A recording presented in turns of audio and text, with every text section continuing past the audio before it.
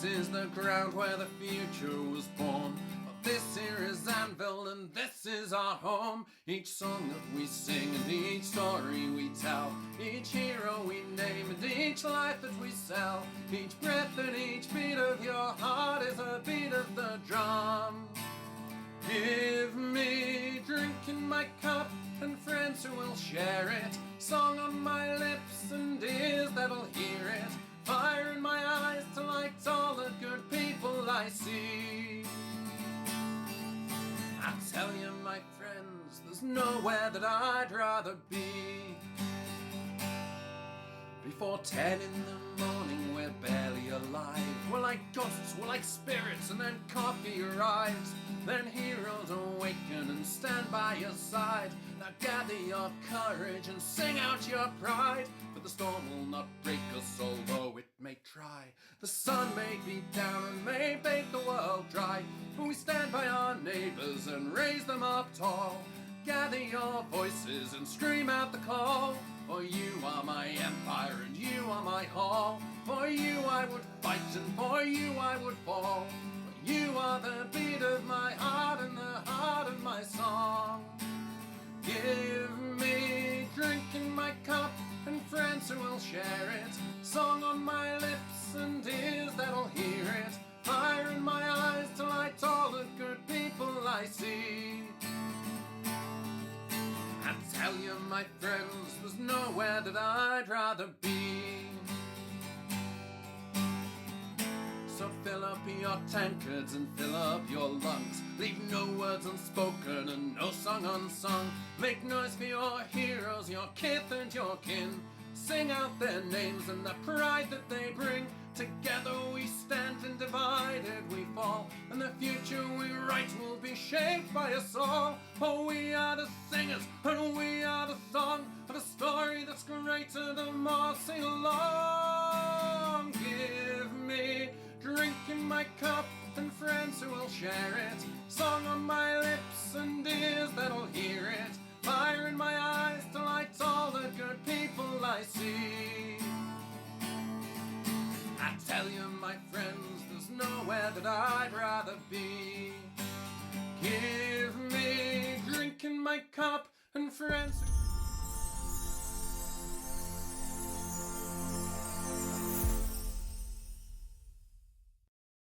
Just keep talking about stuff because it is just, I am getting proper withdrawal symptoms from the event because it is just so good. Yes. Yes, it really, really is. And we're live. Hello, everyone. Hello, people. Welcome back to us, to the chat, to my new t-shirt. Very nice. Awesome. It turns out we both missed the field a lot. We're both buzzing. We've both had LARP blues. We've both had a big come down. We've had our ups and downs. So some of us have lost food. Some of us have lost our tempers. We've both lost stuff. I'm still perplexed as to why someone decided to steal 50 quid's worth of Chinese food. Because you're just going to be hungry again in 2 hours. Like, let me have my post-LARP Chinese. Don't steal it. Yes. Yeah, very, very much so. I'll quickly throw out there as well for Mr. Bolam. I came off Twitch, mate. There's nothing against you. You are awesome, and I love and I loved our roleplay, and you are an awesome, awesome man.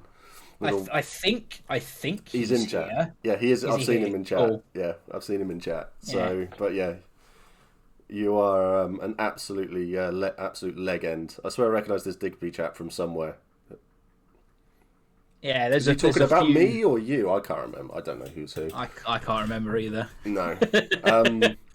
So yeah, so a couple of things. I'm currently editing the Extreme Makeover thing. I hope people enjoyed the trailer that I made. That was a lot of fun to make. Never seen him. Thank you, Beth. We've got.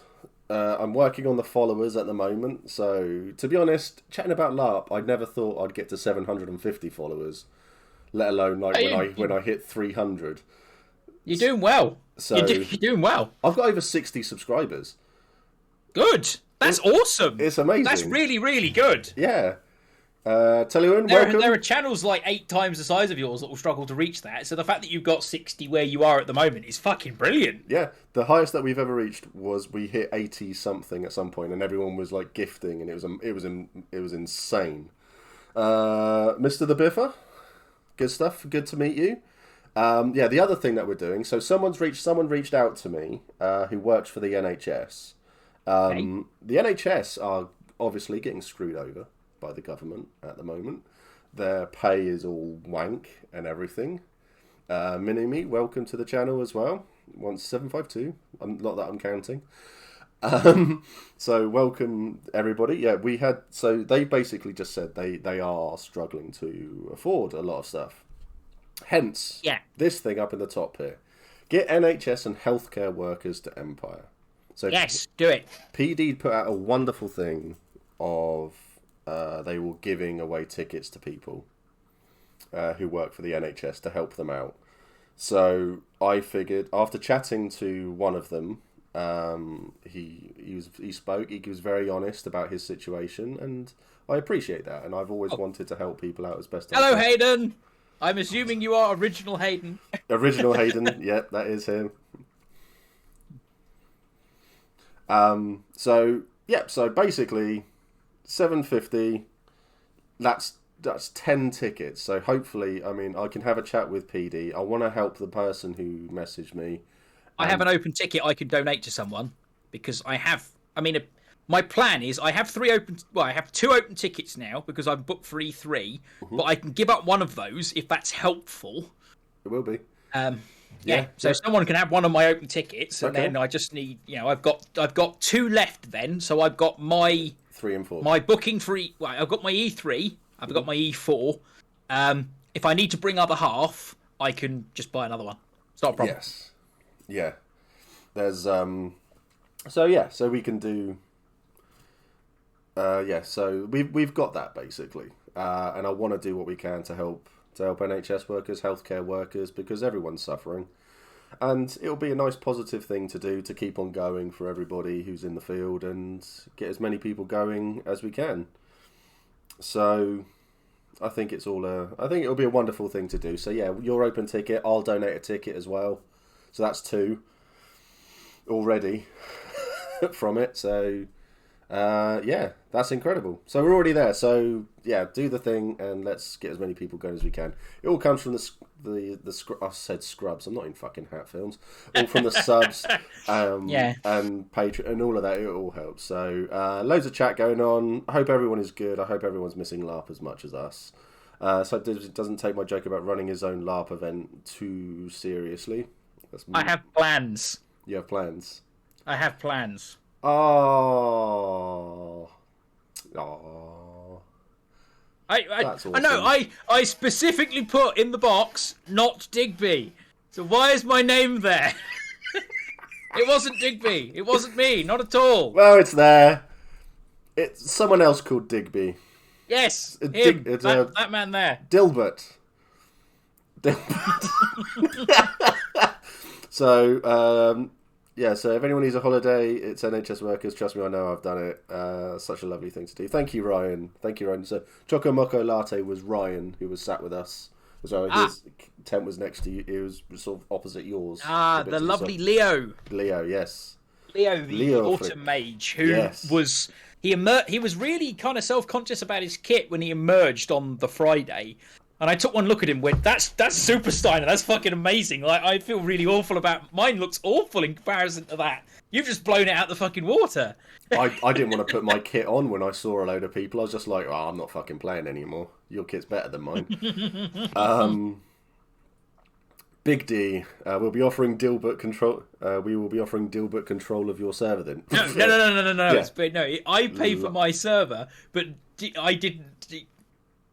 Yeah, fine. Like fuck. No one's getting control of my server. I just realised that I baby. could donate an open ticket and then buy one, or I could just buy a ticket through donating. It's just easier. Yeah, it's all here. I mean, I will probably go through PD and then just transfer a shitload of money to them, and then they can do... Or an X. Oh my god, that's amazing.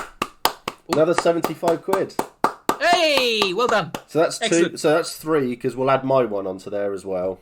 So we can do that, because obviously I've got the open ticket, the referral code and stuff like that. So I get a bit of credit, and it builds up.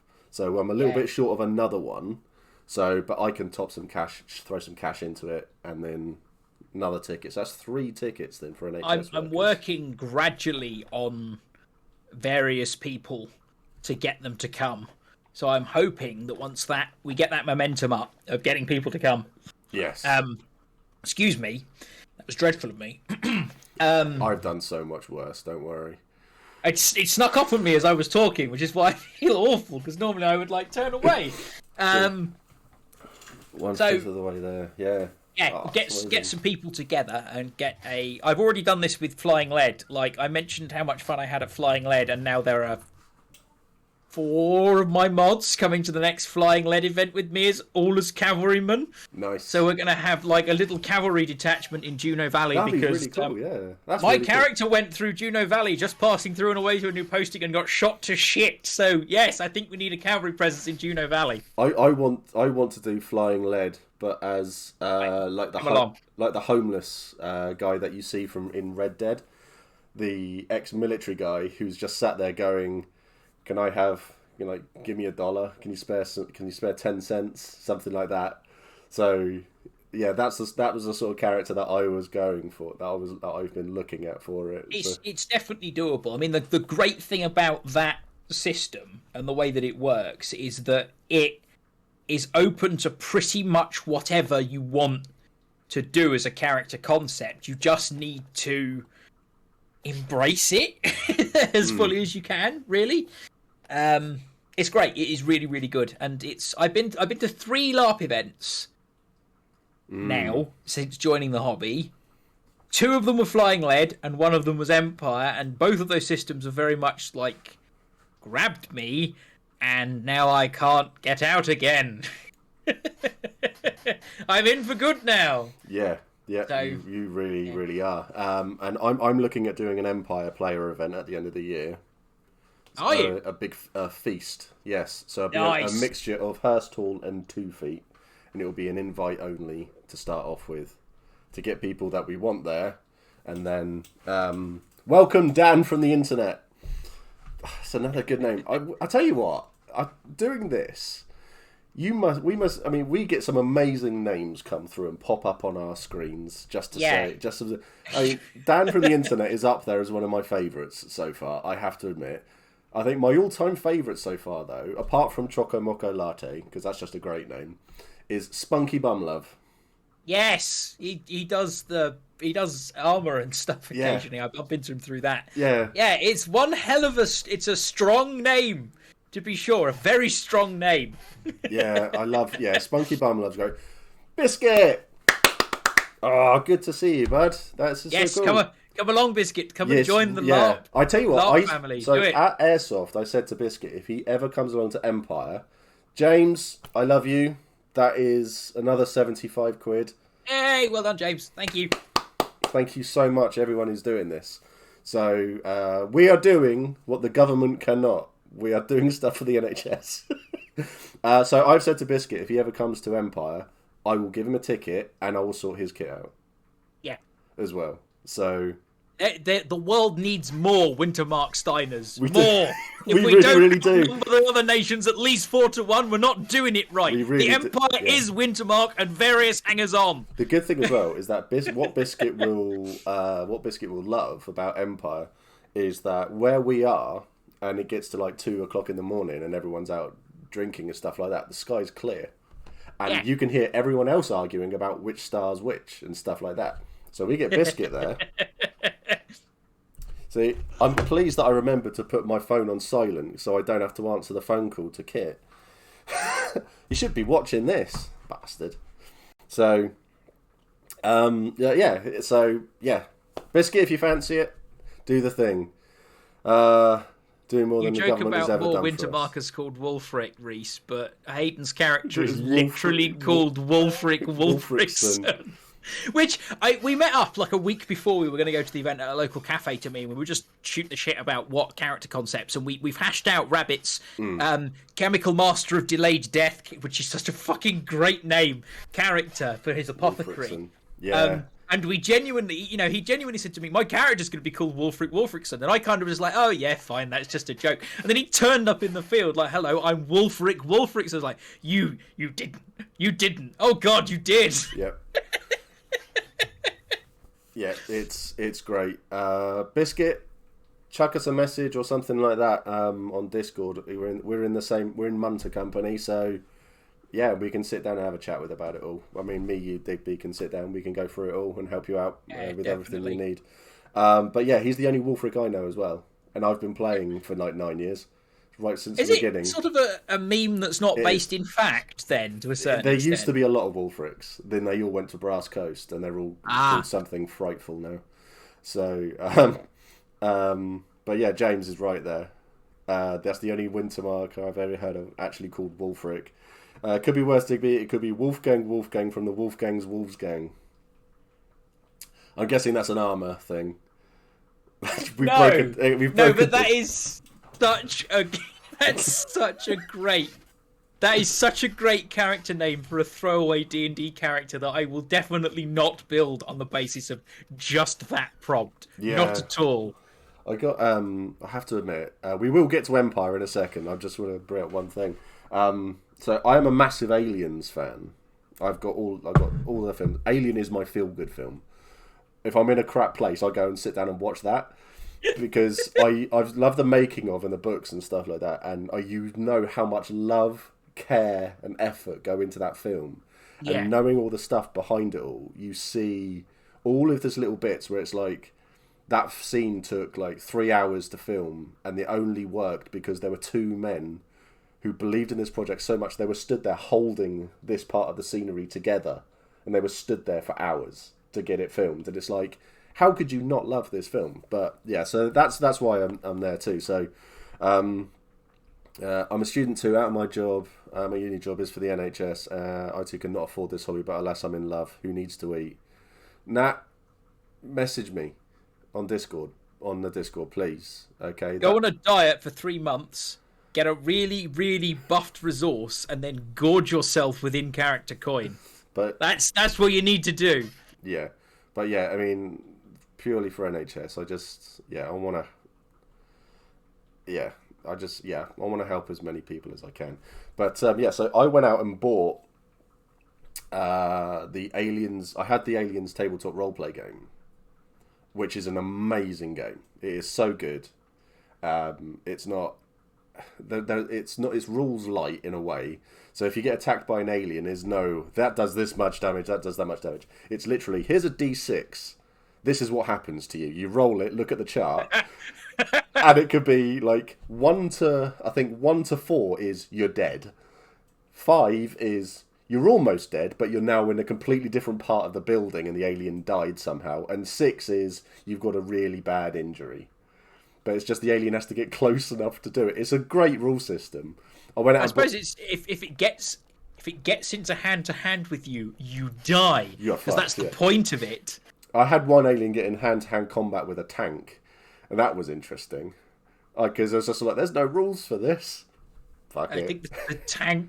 The tank won, but there was so much acid it burnt through like quarter of it. It was great. Yeah. But I went out and bought the Colonial Marines expansion pack, which is purely just this is what the Marine Corps know, and this is the missions that they can go on and stuff like that. And it's very, very interesting. It was really, really cool. I'm looking at I'm considering doing a one-off game for charity at some point, because your characters die so quickly. Yeah, I imagine you need like 6. Yeah, 6 rolled up and ready to go. Yeah, it's great. It's so much fun. Thank you, Lady Hiller. Thank you for following. Really appreciate Hello, I am A Marine. Hello, I am B Marine. Yeah, hello, I am C Marine. In the book, it says give when a character, it doesn't say if your character dies. It says when your character dies. When. Yeah. there's NPCs from like other regiments and platoons or units that are nearby. Just have one of them turn up. Get transferred over to fill the spot. It's really, really good. So I heard Wulfric was too generic and frowned upon as a name. I had to double down on it purely to see people's reactions. Wulfric Wulfricson of the long line of Wulfrics. A proud name. Very much so. Hello there. I'm totally Wintermark, although I'm technically from Varushka. Although I am Chemical Master of Delayed Death. The chap in the hat. Such a great character. That's Rabbit. Such a great character concept. Like, pure apoth. I did reroll my character halfway through. I say halfway through. After the end of E1. I decided that the sword and shield thing, or the shield and short spear, I was fighting with it in the monster battle. And was like, well, I was sword and shield because I lent my spear to Rabbit, but I was like, this really doesn't work as a fighting style for me, and if I do this with my actual character, I'm going to die. So I have re-rolled Alfred to be purely shouty combat physic. It worked. I mean, I heard you a couple of times, and I got to witness your shouty surgery murder spree of the thrall that came running through, because me, Hayden, and Patrick, we got bored with our line fights because I'm not a line fighter. So we sort of left to go off and do our own thing. And we got to witness your little... Well, I think I was one minute I was kneeled down, like literally elbow deep in a patient because he had a traumatic wound, ruptured bowels. I was packing him full of bandages and giving him. I think I ended up giving him marrow. Marrow wart is like the morphine, isn't it? Super morphine. I gave him one of those basically as a, you're fine for the purposes of the battle, but the minute you get through that sentinel gate, go to the hospital, because in 4 hours you're dead. You are currently more bandaged than man. That bowel will not work anymore. It needs to be replaced. And I was in the middle of basically explaining this to him as I was sewing him up, when I looked up and I saw an orc barreling towards me yelling, "Cleave! Cleave! Cleave!" I was like, oh fuck! Literally jumped up onto my feet, grabbed my sword, sidestepped him and hit him in the back of the legs, and he collapsed next to me. And then I put my sword back in my sheath and began tending to my patient again. It's like, yes, that's good. Because the bit that you would have missed there was me executing him and then going on. Because you should, execute. Well, I suppose if you're a medic, you're not going to execute them, are they? No. So I'm very tempted to take the Grimnir Oath with Alfred, if he lives long enough. Yeah, that's a good idea. So watching Steve as he observed the line was wonderful. So the three of us, so me, Patrick, and Hayden, we were just stood there because we basically, I was just like, I want that general. I've got to get to him. He is mine. But the way that it was, the fight was a mess, basically. Was from working out we had been told all we had to do is engage and hold them. Yeah, we were. And the monsters had been told they had to push us off the field. Yes. So it was like two lines that were engaged in combat, but not actually quite engaged in combat with each other. It appears that the players in charge did not relate all the information to the players. That seems to be the response from from members of crew. So not great, I must admit, but it was a good fight. I mean, I did enjoy the scrap. I mean, I get to go off onto the left flank on my own and say I'm running through to do all this, and then no one follows me. That was awesome. I mean, Hayden turned around and goes, "I'm going to get some people to follow us," and then turns around to find me, and it's like, yeah, you're 30 yards away having a fight with 7 people over there now. And I was just like, but yeah, we got told something completely different by the player, the generals. I remember Bron, because I asked basically on the morning as we were, I think as I'd walked through the Sentinel Gate and suddenly realised I had no idea what I was supposed to be doing there. I just said, what is it that we're actually here to do? I know we're supporting the marchers, but what are we actually here to do? It's just hold the thralls and the Outnoff for an hour, however long we had to hold them for. And I was like, all right, okay, that's going to work for me as a physic, because there'll be a nice steady established battle line, and we can pull people back, triage people by this. The triage system, we need to work on a triage system as Wintermark, because genuinely it literally is just whichever physic gets to someone first treats that person, and it just doesn't work, because there was a physic there, and he gave me half of his herbs, and I still have them because they're mine now. Had a stack of herb cards like that. And it's like, one, where have you got all those from? And two, can I have some? Because all I've got is 3 True for Vein, and that is really good as the cure-all, please get back up and get back into the fight. But it's crap if I've got a cleaved limb, because okay, it's not crap. I get 2 minutes of pretty decent. What was the weapon that did the wound? Was it an axe? Okay, it looks like it's pretty severed. That's fine. We can get that back together again. Here we go. This is probably going to hurt. Maybe just you get good lots of medical roleplay out of it. But sometimes when you have an orc, when the battle line is actively falling back onto your patient, and you're having to yell, "No, stop! I've got a patient on the floor. Stop falling back, otherwise he's going to be in polearm range, and so am I." Yeah. Sometimes you literally just want to break a herb and throw it at someone. Like, there you go, you're fine now. Go away. I have found that the people like yourself who will they'll grab people and move them back to heal them, they create a lot of the best fights and roleplay moments for people like myself, who are then going, right, that person's being healed over there. We need to do something. If they they're breaking through already. Right, we need to run, support, and hold and stuff like that. So you get some really great moments and stuff. So and the archers, though. I genuinely, I was having a conversation with our banner bearer, basically saying all the injuries I've seen so far seem pretty mundane. I've had one traumatic wound. There's nothing magical. There's nothing weird. It just all we've got to watch out for is the bloody R. And I literally said the word R, and I got hit in the leg with a fucking arrow. All we've got to watch out for is the bloody R. I've been shot with an arrow. Shit. Yeah, the arrows were annoying. The arrows were really annoying, especially as I was saying to the refs on the left, because so basically for people who weren't there, you came out of the woods through a gap that was 6 foot wide. Yeah. And then on the left hand side you had this palisade wall built all the way around, and then on the right you had more like a copse basically, and we came in. And there was just a line of orcs all in front of us, and we basically engaged. Then all the arrows were on people on the other side of this palisade, were then firing over at us, and it was just like, well, we're going to get hit a lot, so can we get through, please? So it was me with the ref going, can I open up this palisade? And they were like, is there a way to open it? It's like, no. Can I run through the palisade? I'm pretty sure in my play I can break this palisade down.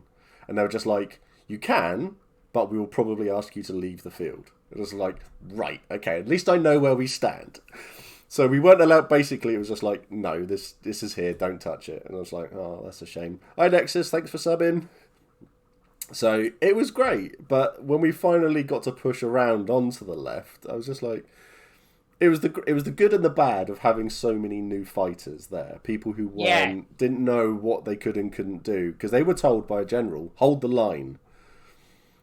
I'd already told generals and the field marshals where they could stick it, and I went off to do my own thing with Hayden and Patrick. So we charged this lot. Well, I charged this lot. And the new players went, nope, we're holding a line. And they watched me run through. And it's the first time I've ever been on my bleed count as Mac. First time ever. You looked the Reaper in the face, though. I did look the Reaper in the face. You looked the Reaper in the face, and then you're on your bleed count the next day. Now, I am not by I'm not making any judgments or kind of interest here, but you tempted fate in the purest form, and fate bit you in the arse. Yeah, and it was you are lucky you had a physic with you. I got picked up by an unarmed member of called Dexter from Children of Winter, and he came running in and just picked me up, while some of the Acelings and a few other people, Hayden and Patrick, literally chased the rest of these people down, and then they sort of like the line all moved all the way around to the left and pushed everyone across into the field, and it was great. It was a thing that needed to happen, and I'm proud to say that I was the instigator of it all.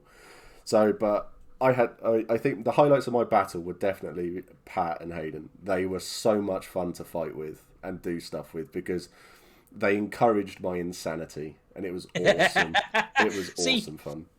I saw midway through the battle you, Hayden and Pat just disappear somewhere, and I was like, oh, okay, that's cool. I then basically we came out of the battle, and you were nowhere to be seen, and neither was Hayden, and I was like, oh shit. Like, I genuinely, like, Rabbit will testify to me basically standing there and basically recounting to him in real time the survivor's guilt that Alfred was going to have, and how much more he was going to fuck the Dunnings because of it. Because if they'd have just paid us, he wouldn't have come to Anvil, and he wouldn't have died. Like, I was addressing some loyalty priests like an hour after the end of the battle, and if Wulfric had died, there would have been fucking hell to pay as far as Alfred was concerned. Fucking Dunnings. I will say, in character, they're great to roleplay with, because they get really stuck. They give 100%, and they really are good. And Chris Moy, who plays Ailson, he is such a nice guy out of character, but he really gets stuck into it. He's like me. I'd like to think I'm a nice guy out of character, but when I get into it in character, don't fuck with me, because I will end you. But it was so good. They were really, really good. But no, we got told. So the marchers, or the League, right at the end, they were saying, there's a Marshwalker out there, which is a big monster. And I was like, okay.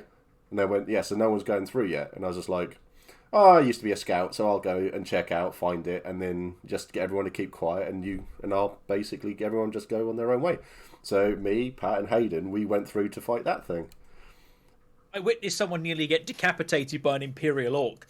Because the Imperial Orc was just barred, like, literally, like, nothing can kill me, I'm an Imperial Orc. Up to the gap, just yelling Imperial Orcs after me, and someone literally went, shh, in this Imperial Orc's face, and he turned to them and went, you want to do that again? You want to do that again? Because I wouldn't if I were you. And then, at the top of his lungs, again bellowed, Imperial Orcs, follow me! And it was like, okay. I nearly witnessed a murder, that was fun. That was great, because we, one of the Orcs came wandering over, and it was just like, what's going on? And I was just sort of like, you'll need to shut the fuck up. Basically, as a Marshwalker here. And if that charges us, it'll kill a lot of people. And they were like, he was like, oh, I'll go and tell them. And he wandered off. Yeah, but yeah, it was, I mean, the in-character thing was there's a big monster there. So the three of us stood there and we watched. And as the armies marched on through, I was just like, right, you two go on, I'll wait to the end. And then we sort of walked through. And then I went and joined up with the Orcs at the end. Because you were hearing like noises and like twigs snapping and all of these sorts of things going on. And then the Orcs sang their great song at the end, and that was fantastic. And then we got to the gate, and everyone was like, there was four of us at the end, and they just said, they said, we'll all leave together. So we're all the last to leave. And I was just like, okay. So they all stepped back into the gate, and I stepped back further into the field. So they all went through, and they were like, dickhead. And I was like, I know, right? So I was the last to leave. And then as we walked through, the ref who was there in charge of the Marshwalker came up to me and just said, he goes, do you enjoy that? And I said, that was brilliant. And he goes, yeah, the Marshwalker left the field about 10 minutes ago. I was like, yeah, I know. I've been watching you like tread on like rustling things. He had sticks behind his back and was snapping them. It was great. The ref, mwah, it was perfect. Absolutely brilliant. Sometimes all you have to do is suggest stuff, and the players' minds do the rest. It was phenomenal. It was so good. So yeah, I loved all of that, and then I got to walk back through right at the end, and then I had my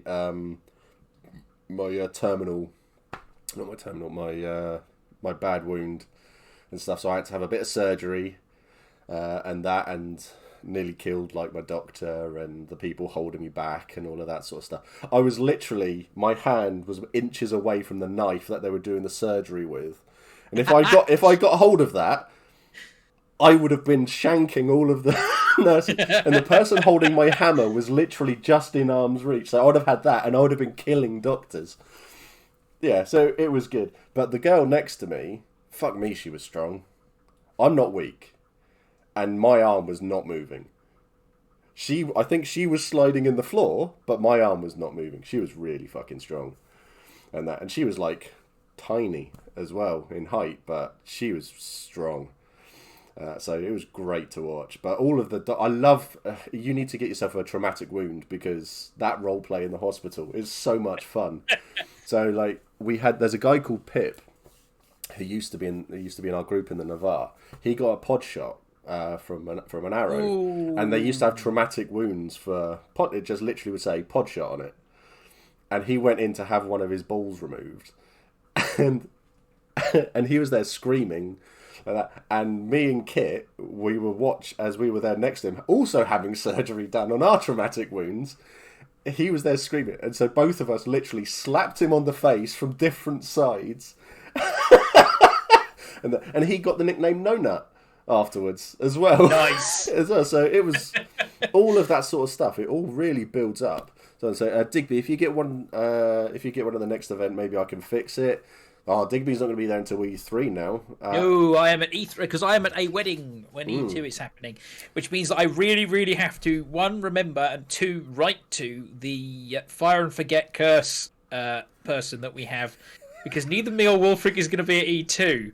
Yeah. So what's going to happen is that we're not going to turn up at Anvil and she's going to go, right, they're both dead. Let me break out the toy box. It's like, no, wait. We'll tell you when the time is right. Yes, definitely. Don't just do it. I know it's Fire and Forget, but neither of us have died yet. No. We're just it's spring, so I'm lambing and Hayden is planting. I did have a winter ritual. Just on the side of the hole. Yeah, I've got, as I said to the autumn ritualist who did the boosting of my farm. I've got 3 sheep. I'm not entirely certain a ritual's going to do anything. He's like, yes, but the ritual will increase the output of those 3 sheep. So when I come to E3, I'm going to be talking about how the fact that my sheep are now 8 foot tall, 20 foot wide, and are producing lambs that are roughly the size of a small cow, which is why I wasn't E2, because they took a lot of caring for. Yeah, it was. Yeah, I love that ritual. It's such a good one. The stories behind it all. There was a story about Mac and Grim. So Grim turned up to an event and half of his stuff was burnt. So he had like a book that was burnt and all of this sort of stuff, because he said he had that ritual done to boost everything and make everything in his farm bigger and more bountiful. So he turned up and we decided that the story behind it is that I was at his farm as well, and we were drunk one evening. We were taking our drugs and something big was moving around us. So we ran and climbed a tree to hide from it. We set fire to the farm, burnt everything down to kill whatever it was, because we convinced ourselves it was the spiders, and that spiders were really, really big now, and they were going to take over the empire, and we were going to have spider overlords. That's what we convinced ourselves of. So that all happened. Then we basically just said, Bron found us like a few hours later while we were hiding in a tree, and he had a torch, and he came and we found it, and it turns out it was a fucking cow. That was it. So Grim doesn't have a farm anymore. Basically, that was our entire story. So that whole thing is brilliant. But when you've got people like Mac and Grim, are just nuts, and it just on everything that we can find. Oh my god. So as far as LARPs go for rules, Empire is pretty light and mostly straightforward, at least. Yep, very, very much so. It's, really, really easy to play. Very, very straightforward. I'm currently teaching my daughter, actually, so she'll be coming to E2 as well, and she will be playing my daughter as well. Don't tell Beth. She's in chat. You have another daughter in addition to the... So you want to come along and play my kid? It's all fine. Now do you see why I'm so hesitant to get into it, aside from crippling social anxiety? I just remembered you getting the offer on the Saturday evening to write the book, Great Library, and what you were planning to call it, on the basis if you want to come along and play my kids, that's fine. It was inspired, I think that title was. It was inspired. I mean, remind me, Digby, what was my book going to be called? My Balls, I believe, was the title that you gave your book. It was about all my kids. Yeah, My Balls, Mac, the Making of the Empire. Oh, man. That was so good. That was very, very funny. I mean, it's not like it's like listening to Smith being incredibly drunk on the Thursday night and everything as well, and some interesting conversations out of character as well. Yeah, but it was really we boomerang between topics on that Thursday. Definitely, it was great fun though. It was really. I mean, the temperature difference inside of that tent and outside of that wind took the temperature down by about 10 degrees. Like outside, it was like Baltic, and inside that tent, it was actually quite pleasant. Yeah, just so people know, so at Hurst Hall, which is my hall, we have a 7-meter bell tent, and we can fit about 15 people in it quite easily, I think, and we had a great time. I'm really hoping to go to my first LARP with a group near me at some point this year. I was planning to go in summer of 2020, but then the lockdown happened. Dan, yeah, LARP is fantastic. There's lots of it around. Empire's a good one. You've got LT, you've got CP, you've got iLARP. There's loads of them. There really is. iLARP's great. iLARP is really good. Yeah, Kitty and Johnny are superb, phenomenal. So yeah, Vito's gone. Who's Johnny's Brass Coast character. I just realised I said to you, Vito's gone, and you've got no idea who Vito is. I am still completely... I haven't even... Let's put it this way. I barely scratched the surface of anything outside Wintermark because I spent the entire event basically playing with the handle on the side of the musical box that is my farm and the Dunning's Purse. Oh, yeah. Winding it up and finding priests. 2 Inquisitions on the horizon, by the way. Yes. Yeah, and the Synod chats. You had all of it.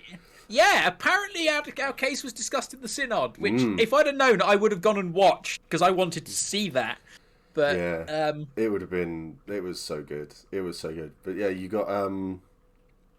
So Vito is a character similar sort of age to Mac. That's how long he's been played for. Oh, wow. Okay. But Johnny wanted to do something new, so retired him. So Vito's not coming back. So I think when it comes to combat veterans, Mac is now up there as one of the eldest. So it's, yeah, crazy. Absolutely crazy. Yeah, if one of my mods chucks the Discord in the chat, then...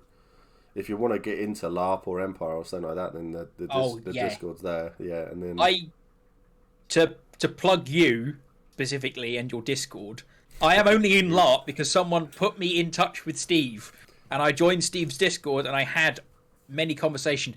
I went to Flying Lead specifically because I overheard in a voice chat one night, "Oh yeah, there's a Wild West themed LARP," and I went, "There's a what? Details, please give now. Give details, please. Want." Yeah, Max is a great advocate for iLARP and Flying Lead especially. It's very, really, very good. Yeah. I mean, I've bought since... I've been to 3 LARP events. I've been to 2 Flying Leads, one of which was Nightmare. And since then I have bought a Winchester repeater and a Peacemaker revolver. Mental. Absolutely mental. So... Yeah, admittedly, the Winchester repeater was Chat's birthday present to me. So, thank you, Chat, for buying me a Winchester. Mike is working on your... you have to remember what HFU means. Oh, yes, the bardic song. Yeah. Our ballad, which I'm definitely 100% not going to pay him to recite at the Moot. Not at all. Well, that'd be interesting. Gil Dragil can have some giant sheep for my flock. Come to Empire, definitely. Yes, definitely. We can negotiate a price for the exchange of those sheep. It's can't wait to see what Inga says about this. Yeah. I have to admit, it's roleplay that I don't really tend to do. I did personal roleplay as my first character. He got married and everything, and it wasn't great. But doing the father-daughter chat with Beth as Inga. For the first time, like, so you're my dad. It's like, yeah, sorry. See, I half overheard that, but I think I was busy accusing one of the Dunnings of being a thief at the time. Probably. So I sort of half heard it, half didn't. Johnny Whitecap, Johnny came to my rescue with that because I basically the Dunnings had dispatched like 20 people out searching for someone who apparently had stolen some form. I think it was like a throne. Like a throne had been left on a side and had gone missing, and apparently it was this person. So they were going out mob-handed to try and find them. And I made an offhand remark of, "Oh, you're very quick to act when you think someone's stolen from you, but when you're extracting resources out of my farm, you know where to be found." You know, Yeah. and I will testify to this day. I did not use the word thief. I just strongly implied that they were taking other people's property without recompense. Yeah. Yeah, the Dunnings are very, very quick for that. And I have to admit, because you'd built this whole story up so much, I was thinking, I'm going to be very interested to see how much of it you follow through with. And fuck me, you didn't follow through, but you followed through. You needed to change your underwear and socks and shoes and the underwear of the people near you as well. You followed through so hard that we need to replace your bowels with titanium. I mean, let's put it this way. This is a first character concept for a system. So if Alf dies like 3 events in, I'm not that attached to him at the minute, because he's a means for me to work out just how quickly I can fuck with everyone else in this system, and maybe get what I want from him as a character. And I'm serious. I'm going to have to flip if he gets paid, I'm going to have to flip a coin as to whether I immediately just retire him. As in, he's got what he wants. He's going back. He's going to buy another farm and he's going to live in peace. And he's like, right, that's it. I accomplished what I came to Anvil for. I've got my restitution. I'm going to retire. You make Alfred's some sort of like get him into the religion bit of it all. So, like, actually start up a union. So people are going, I've had this, but that's all going on. And then you're there. Become Arthur Scargill. The Wintermart Farmers Union. I can't speak. The Wintermart Farmers Union is a thing. Me and Hayden have had conversations about. It needs to be. That would be. There may be a sign for E3. I would. It would be so funny to see how like the Senate and all of that decide to go. Do they go full Tory and go, no, we don't like unions? That stuff. It would be so good. But let's put it this way: we're not just 2 farmers making some noise anymore. We're 2 farmers backed by one of the largest mercenary guilds in the league. Because I signed it. We had spirited negotiations, by which I mean they were sealed over spirits at the Reapers' Ball with Jean de Savos of the Crimson Reapers, where basically Alfred had the conversation of, if I don't get paid, you get nothing. If I die, you get nothing. If I get paid, I'll give you 8%. And they're like, yeah, done. Excellent. So at E3, I'm going to turn up to the moot, if possible, completely unarmed, except flanked by 2 massive league mercenaries, and stand across from the Dunnings with my arms crossed, like, yeah, what are you going to do? Come at me. Yeah, I've got close protection, bitches. Well, if you get charged by the Dunnings, then there's not. I'm dead anyway. Yeah, there's not many groups in the whole field that would stand up to the Dunnings full on charge on their own. You'd need a lot of people to do that. It's like I'd kill Ailson, and then that's Plan E. That would be it. If plans A through D don't work, Plan E is burn down New Dunhall. But yeah, I mean, we've got a long way to go before we get to that point. I mean, Matt gets on with Ailson in character, but it's as much as anybody really. It just takes one thing to piss someone off, doesn't it? So the young lady who did the surgery on me is in chat. I was the short person. Your hand was not grabbing that knife. You did a wonderful job. That was great. I love surgery, and you did a wonderful job. She turned around and she was looking at my injury, and she goes, "Oh, you've ruptured your spleen." And I was just like, I don't know what that means. She's like, "Well, we've got to do this, and because of where it is in your armour, we can't like stitch it up together. So we need to heat up this knife, and we need to burn it for you." And I was like, "Oh, excellent choice. 10 out of 10 would recommend." Did a wonderful job. My balls rated 5 stars by Anvil Quarterly. Reminds me, I need to actually get in contact. I might talk to you afterwards see if you could put me in contact with the Oathright, because I'm going to write a letter to the editors, Alfred, for publication at E2. Like, even if I'm not there, I'm going to be stirring shit through that newspaper, because that's who Alfred is.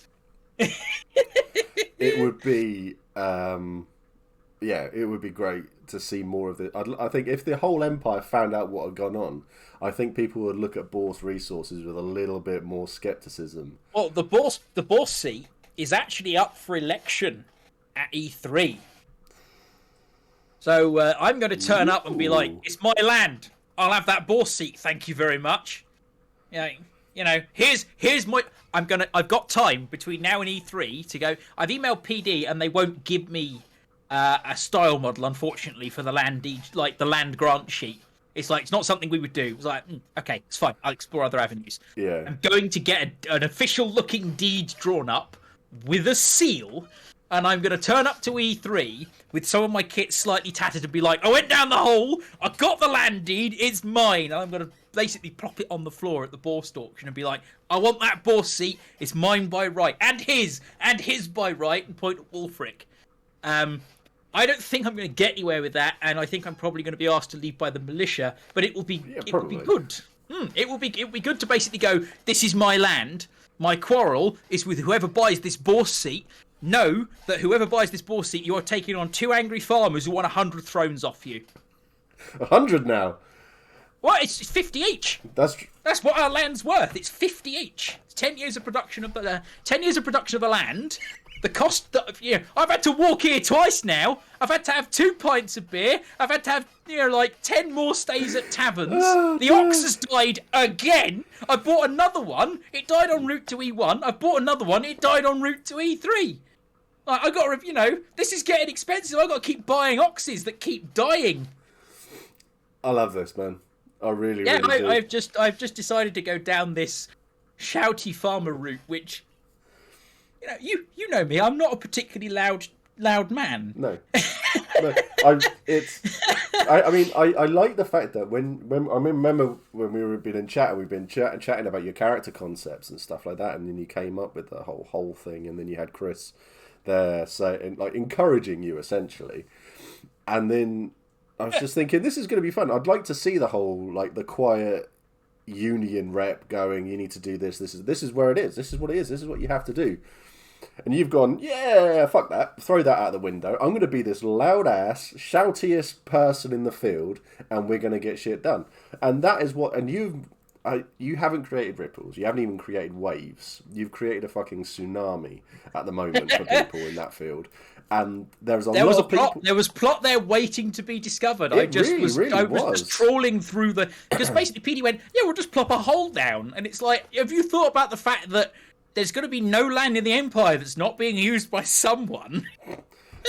So, Lancaster and Digby, unsurprisingly, has worked out the full accounts for this deal. Yep. I have. Very. That was done very, very quickly. That was. Those. I looked at what a level 4 farm would produce over if I played it for 40 seasons. Yeah. So if I did 40 seasons of yield, this is what I would earn in game. This is the amount of money that I would generate. So all I want is that up front. It's not unreasonable. It's only 100 thrones. Wow. My whole life has been turned upside down. All I want is a sizable fortune to rebuild my life. I'm being completely reasonable. And I'll set priest on anyone who disagrees because it's not prosperous or loyal. No. It's definitely not prosperous. And I'm loving the whole virtue signalling taken. Oh yeah, we went down the virtue argument quite quickly because we spoke to the egregore, and the egregore was like, get a priest on it because priests will be all over this. And that was what we were planning to do. We just want to double check with you that was the right way to go. Yeah. I mean, always through the egregore. And for those who don't know, the egregore is the spirit of a nation. It's an NPC who is there to talk to about all of this sort of shit, and then they go, yeah, go for it. And I already know that some of the players of the egregores are loving this. That's already been thrown out there. They are loving how tumultuous this has become, I think. So, someone said hi to everybody. Amber Atlantis, hi everyone, welcome. Hi Amber, thank you. Okay, I call bull. You, Digby, are a very loud man. Margot. On stream, I am. Like my on-stream persona is, but Steve will testify to the fact that we've had conversations off-stream. I'm quite a quiet guy. Yeah. Yeah, I mean, it's bizarre because I am like this. This is me. I am a firm. I wear my heart on my sleeve. I've had someone come up to me and go, "Steve, you're a very angry man, aren't you?" And they're like, "Yes." But yeah, this is who I am. But yeah, I have enjoyed our sit downs and our chats and that. Which have just been like going, I want to do this, and I was, for God's sake, really? You just do it. But I looked through the wiki because I was looking through the wiki like what are interesting, cool character concepts. I like the idea of being retired and having a farm. Yes, because that's a very kind of, if you're going to play a loud character, being pulled out of retirement quite rudely is a really good way to get your anger up. Oh yeah.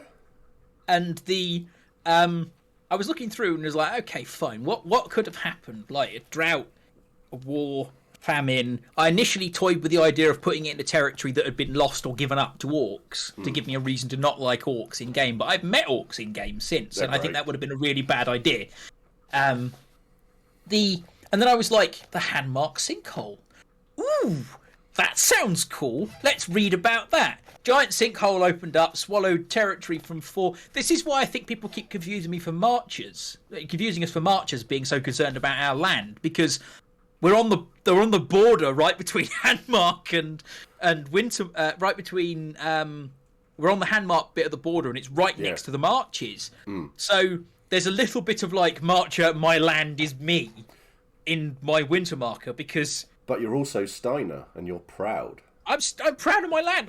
I'm proud. I don't back down. It's in the character brief. I will not back down, or cannot compromise. I am not compromising. I want my Weregild, and it's Weregild. It's a thing. Weregild is a thing in Wintermark. So I've got a legal argument. I've got a religious argument, and I'm just right. Damn it. I reckon what will happen is the priests will sit down and they'll have a mediator and they'll go through everything, and then they will go off and sit down with a magistrate, and then my money is on a magistrate will then sit down and make a decision on the whole thing and say, you're going to get this much money, this is how much you are owed, and to pay for this, that boar seat for the next season has to give you that many wains from that boar seat. That's what I think will happen. No one has noticed this, and I don't think the Dunnings have noticed this either, but my letter actually says, I want 10 years of value for the land and a share of that boar seat in perpetuity. Oh, you are an evil bitch. My God.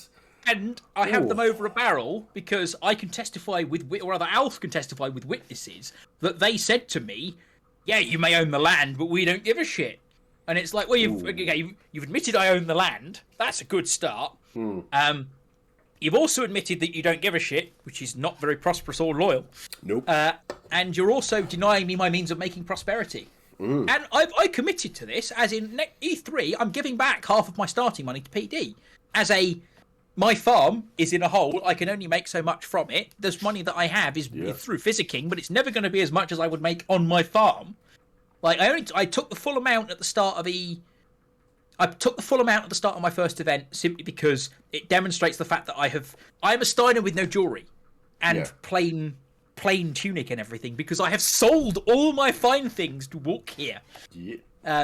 And I will continue playing my Steiner as I am a Steiner without any of the trimmings, because I've sold it all until I get paid.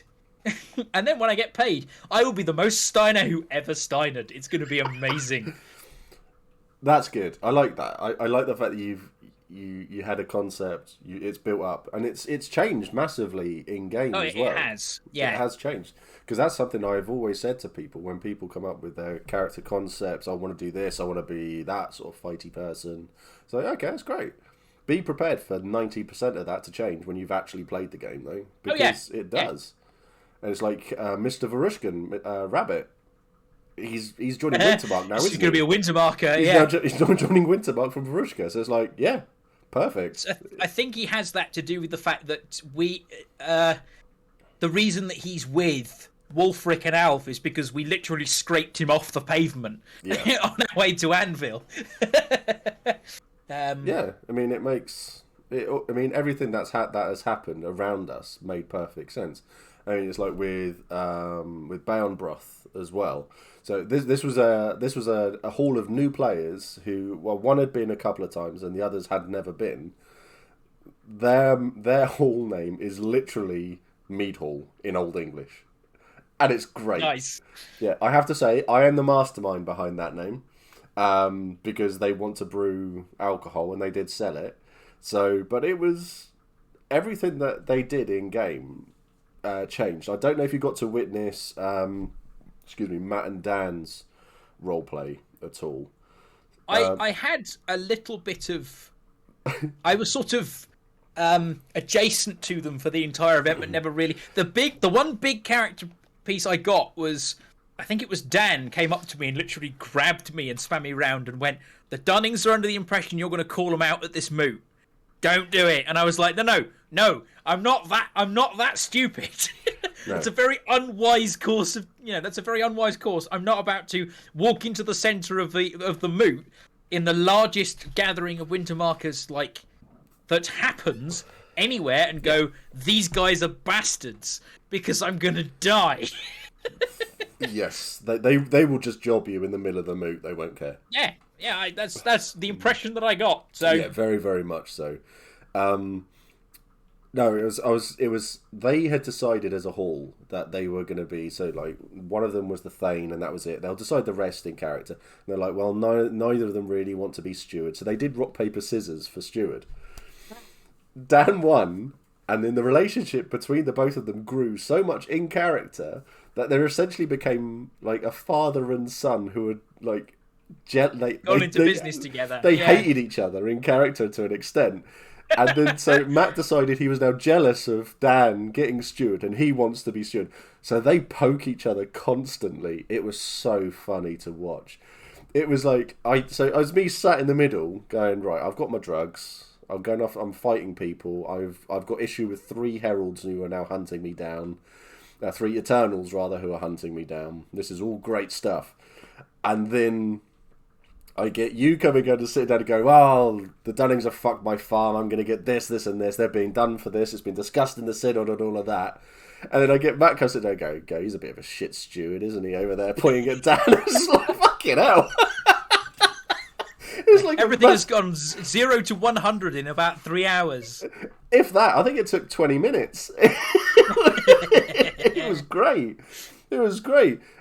Wisdom comes from experience. Experience usually from a lack of wisdom. Yep, very, very much so. The group that makes a lot of shrewd decisions are the Cunnings. Yep, I think the ones that make the percussion sound are the Drummings. So there's been a lot of play on this, I've noticed. Don't forget the Roving Accountants, the Summings, and the convent group, the Nunnings. Oh my God. This is amazing. But yeah, so I think something I really want to. This was going to be my first question to you actually, when we started over an hour ago. So you started. So the whole talk of Empire was about a year ago. It started for. So we started chatting about a year ago. So thank you, Casual. It's a Casual Gamer guy. Yeah, Casual is the person who put us in touch. Put us in touch. So thank you, Casual. We then started chatting on Twitter, then in the Discord and stuff like that. So it all came out and it's all been built up over a year now. How does it compare to what you thought all the way back then and your ideas of it to now? So now you've been for your first event, you've fucked everything up. How's it been? I turned up on the Thursday. And the site was already quite full of people. Like, I do, like, large living history events as my other hobby. And the scale of this and the fact that... The problem that you've got with the period of living history that I do is that everything is very insular. None of the groups work with each other, help each other at all. If you want something done, it's your own group that does it. Like, no one offers to help put tents up. No one really socializes together. All of the big, like... collaborative stuff is you really have to hammer it and keep on people and get it together. The entire field is in play. Everyone's helpful. Everyone's willing to listen to you and at least give you the time of day. It's like night and day. that in and of itself was really refreshing. Like, really refreshing. Go to a big event where everyone is there, not to stroke their own egos, but to be part of something collaborative, which is amazing. The other thing is that people kept saying to me, it's big, there's lots of players. And I was like, people just say that the scale of it's not going to be that big. I didn't visit half the camps. No. I didn't visit half the people. The only experience I had of going into the marches was I went to the marches bar on Saturday evening, and then I got kidnapped by Whitecap and ended up in the Imperial Orc camp. And that's really atmospheric. The Imperial Orc camp. If you go in there at night, it's amazing. Yeah. Especially if you talk to the Imperial Orcs about how the Imperial Orcs don't believe that they will be reincarnated after they die, unlike every other Imperial citizen. Every other Imperial citizen is basically, if you die, you get reincarnated just to go through the labyrinth first. And admittedly, I am massively underselling how important that is to citizens in Empire, but the Imperial Orcs believe you either clear the chasm and become an ancestor, or you fall into the chasm and are lost forever. One life, make it count. Having that philosophical discussion because you're fully immersed at this point, so it's not a human in an orc costume. You're actually talking to an orc. Yeah. At night, in the middle of their camp, where every other orc is looking at you like, what the fuck are you doing here? Why are you here? It's just... It's very, very immersive. Yeah. It's very, very cool. People are also, despite it also being very immersive, okay to step out of character, if slightly, to ask if you're doing okay and that sort of thing. It surpassed my expectations of what I thought it would be. Yeah. To the point whereby if I have a clash between a Living History event and a LARP event, LARP wins. No, from this point. Like, I am genuinely considering giving up Living History, at least scaling back my involvement with Living History to the point where the big shows that I've already committed to, I'll do those. And the big shows where we need numbers, I'll do those. But if there is a LARP event that clashes with a Living History event, LARP wins. I'm going to that. I'm committed from this point forwards. Because it's just... And it could be a little bit like the grass is greener on the other side, it's a new hobby. But I haven't got that impression. And I don't think I will. No. I've found... I mean, I've gone the other way. So I've gone from... so I obviously went from doing being in the military to then coming out and doing. It's really weird. Explain to people I was in the military with, saying when we're on exercise, it's LARP. It's LARP. So I don't care what you say. It's LARP. That's what we're doing. We're not firing. Same with Living History. It is LARP. It is LARP that you don't want to call LARP because you have a preconception about the word LARP. Yes. And I was like that at university. I was in a medieval reenacting group at university, and you would look at the LARPers. This would be 10 years ago, by the way, so younger, immature Digby. You look at the LARPers and go, that looks stupid, it's all foam. And now I've switched away from one, and I'm doing the foam weapon thing, because it's much more fun. Yeah. It's so much more fun. I've got a friend in America, and they are one of the most wonderful people I've ever met. And we've done a couple of streams together, and we've chatted about the difference between America and UK. And the boffer stuff in America is very much, we just want to hit each other.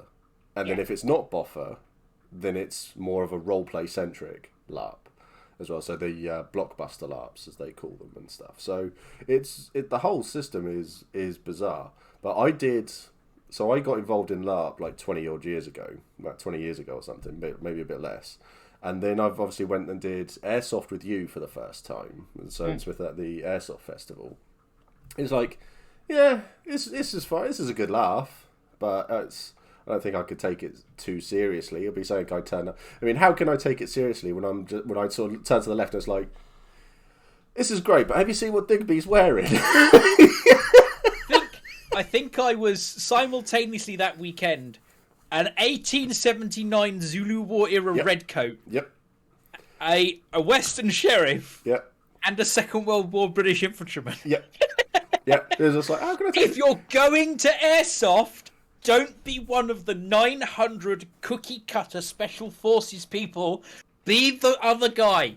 Be the other guy. Yeah. Like, be the red coat wearing a red coat with a lever action weapon that's completely useless for shooting at anyone, so you just stand in the open pointing out targets. Be the Second World War infantryman with the Thompson who kills a special forces dude and his buddy because they don't expect you to jump out of a bush, gangster style with a drum mag Thompson and hose them down. Yeah. Like, be the cowboy with the shell ejecting, six shooting revolver who shoots someone from 400 feet because that's the most accurate weapon I have. That's the pistol, isn't it? The Schofield, the really big revolver. The one that's actually a sniper rifle, technically at airsoft. Is it? It's a CO2 pistol, which means that it ranges from it's absolutely fine to use to you could use this for pest control. And it's entirely dependent on when you put the CO2 mag in, what it decides to do, which is why it gets chronoed every event, every time I take it out. Because I don't want to shoot someone with a 500 FPS monster. No. I'd much rather shoot someone with an actually, reasonably powered pistol. I would like to shoot someone with something that I would like to get hit by. Yeah. Thanks, Hun, for banning that, dickhead. Helen's all over the banning in chat. It's really good. I just want to $E. Dollar is one of my mods. He's a good guy. I want to be able to do LARP. Seems a better thing to get addicted to than, say, booze or drugs. So I would, but mobility issues. You don't have to. There are so many people in that field who have... I say so many, but there are people in that field who have mobility issues. So there are people who are going around in wheelchairs. So the electronic wheelchairs and things like that. You don't have to fight. Fighting is like 15% of the game. It's not. It's like... Not. There's no... Empire is a game of meetings, as was described to me at the new player meet. Yeah. My God, is that an accurate description of the game? Very, very much so. It is primarily a PvP political game. So your agenda. I mean, there's a religion built into the game precisely so that you can fall foul of it and be inquisitioned, right? One. Do you remember that one? Yes. Yeah. If you're in a boring meeting and shout one. Imazart, who's in chat, that's Jasper. They're from LA, and that's who I was talking about.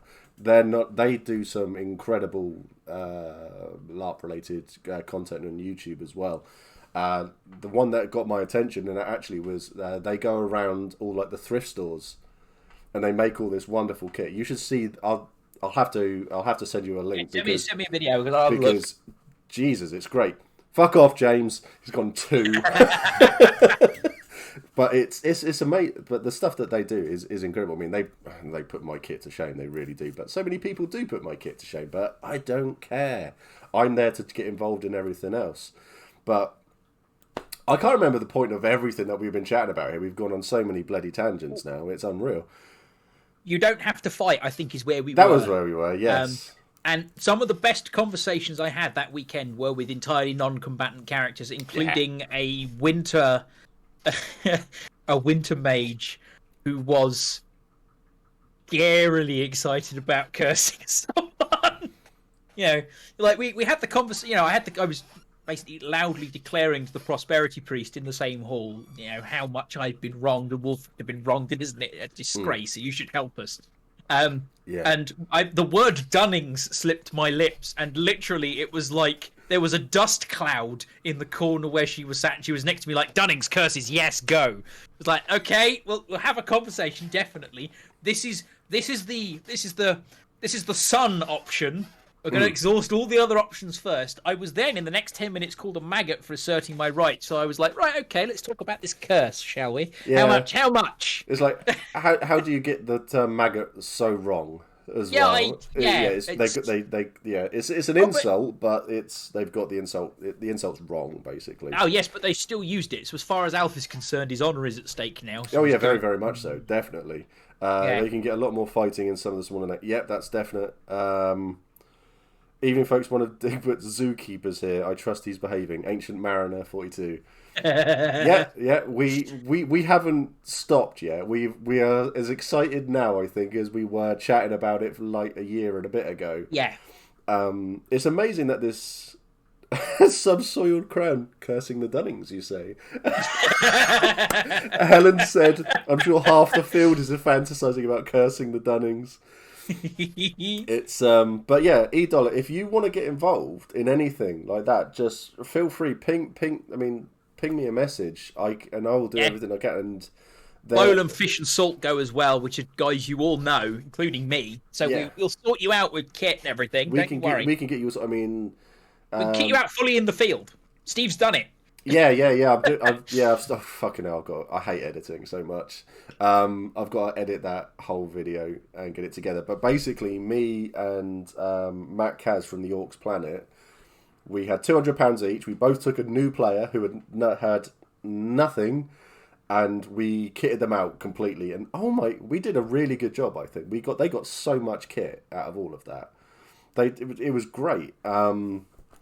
Bowlam, it looks amazing in his kit. But yeah, so E-Dollar, we can help you out. There's no issue there whatsoever. So and any questions and stuff, just feel free to ping him.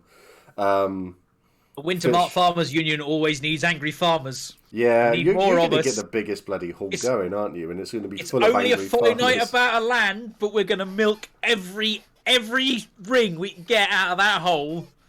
Only for the benefit of our members, of course, but every ring we can get out of that hole, we're going to get out of that hole.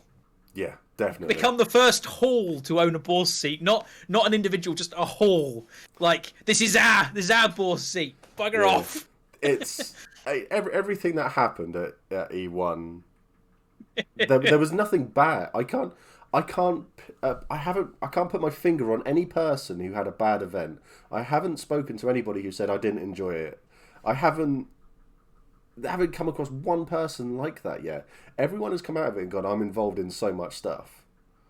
It's I will consider just always aware of how I physically hold people back because how long it takes me to move even small distances. We didn't leave our camp half the time. No, like you spend a lot of your time in the same area. So our camp here, we had like a horseshoe going on. And you camp there, you sit there, you have meetings there, you talk to everybody there, and people come to you, and that was it. So you sit there, and people come to you. You can hear the moot from where we sat. Yeah, it's easy. I've seen that message from Gibby, and that is a great idea. I'm going to save that in the back of my mind, as in, that will be the ultimate... If I don't get anywhere with my farm, I'm going to start invading the boss seat with tourists. As in, come and see the great Dunsfall. I will be your tour guide. If you died to Dragoni, blame them because they didn't pay me. Here you go. You got Jasper here with... this reminds me of a character at my old game who had a giant shield that said, I'd rather be farming on it. Badass farmer is such a good archetype. You need that on a shield. You need that on a shield. You have to get that on a shield. My next big piece of kit for Alfred is probably going to be a red cloak, because I've written into my backstory that he was a member of the Bloodcoke Army because he's a physic. It's basically we are the support army, right? We go and we help out with the wounded. So I might genuinely just wear a big blood red cape, as in, I've done my time, that's my land for doing my time, I have bled for the Empire, I've stopped other people bleeding to death for the Empire. Some of these people now have farms next to mine and have been dispossessed. Pay up, motherfucker! I think that would be a great idea. And here we have the person who owns my land, and we're going to harass for the next 4 seasons. Would you like to introduce yourself to the union here? You'll get to know us very well in the coming year. This is why I'm going to the Borst election at E3, because I'm genuinely, when that seat comes up for auction, either I'm going to try and buy it and then fail, and then I'm going to be like, whomsoever buys this seat, buyer beware, it comes with at least 15 angry farmers who want 50 crowns each. 50 thrones each. 50 crowns each is a fucking bargain. 50 thrones massive bargain, right there. Jesus. Yeah. 10%. Yeah. Oh man, I'm sure someone can set up a tea room and Buyer a gift beware. shop. We need to get this put on a t-shirt. Come see the Hanmark hole. That's brilliant. That's so good. The Imperial Trust. I work in IT. Imperial Trust. Oh yeah, there's so much there. I think I found since I started the channel up, chat are just evil.